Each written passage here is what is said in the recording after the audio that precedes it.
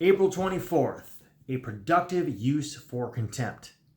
Hey guys, welcome. It is day 331 of 366, where I'm reading the Daily Stoic, Ryan Holiday, and giving you my 2 cents. So, April 24th, a productive use for contempt. It's a little bit longer today.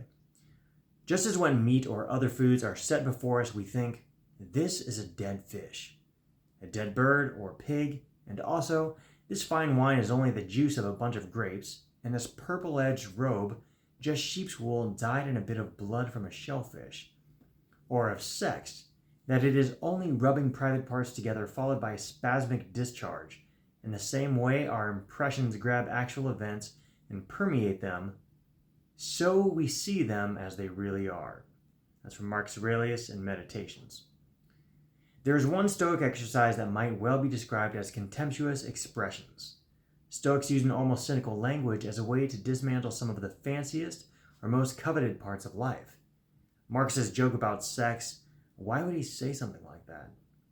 Well, if you take a second to consider sex in such an absurd light, you might be less likely to do something shameful or embarrassing in the pursuit of it. It's a counterbalance to the natural bias we have towards something that feels really good. We can apply the same way of thinking to a lot of things that people prize. Consider that envy-inducing photo you see on social media. Imagine the person painstakingly staging it. What about that job promotion that means so much?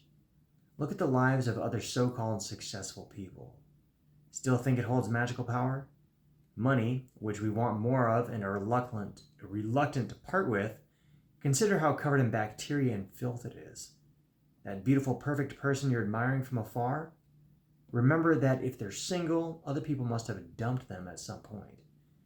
There must be something wrong with them. This exercise won't turn you into a cynic, but it will provide some much-needed objectivity. And we spend so much time doing things to please other people or impress other people. We do things for our own vanity, and or because we're emotional, we do other things. I think the best thing that you can really do is every once in a while, why don't you just stop in your tracks and say, what am I doing here? Is this really important? Wait, why am I doing this?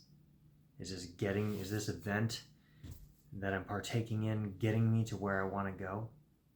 Is this really the best use of my time?